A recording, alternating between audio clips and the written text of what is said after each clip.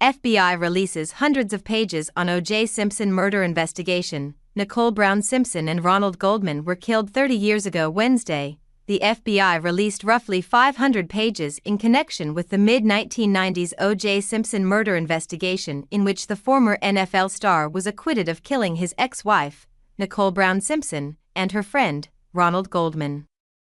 Investigators took a close look at the bloody Bruno Magli shoe print found at the scene, clothes, Simpson's infamous Ford Bronco, and hair samples.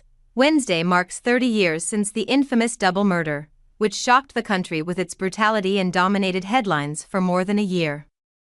Rather than surrender to police as he had agreed to, Simpson instead led police on an infamous low-speed chase through Southern California, riding in his white Ford Bronco as fellow NFL retiree Al Cowlings drove. Investigators went to great lengths to try and link the shoe print to Simpson. It was his size and came from a rare Italian brand that sold less than 300 of that particular model across the country, according to reports from his trial. At trial, an FBI expert on shoe treads testified that he traveled to 2 factories in Italy as part of the investigation, the New York Times reported at the time. But prosecutors were unable to convince the jury there was a link between the print and Simpson, and the shoes worn at the crime scene were never found.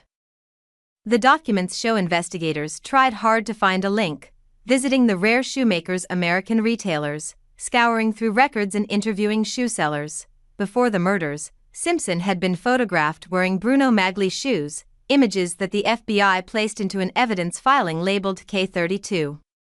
In a letter to the court, an FBI analyst wrote that the shoes seen in those photographs were not identical to the shoes that left the print. The files also include details about hair samples and evidence recovered from other clothing items. Simpson won the Heisman Trophy in 1968 as a running back for the University of Southern California, and in 1973 he became the NFL's first running back to rush for more than 2,000 yards in a single season. He earned the nickname Juice after an 11-year NFL career with the Buffalo Bills and San Francisco 49ers. He had a turn in Hollywood and co-starred alongside Leslie Nielsen and Priscilla Presley in The Naked Gun, a police comedy.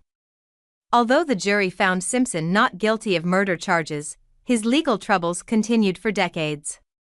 He lost a civil lawsuit and was ordered to pay $33.5 million to the victims' families. He never paid most of it. Years later, at the age of 61, he took part in an armed robbery. He received parole in 2017 after serving the minimum 9 years of a 33-year sentence.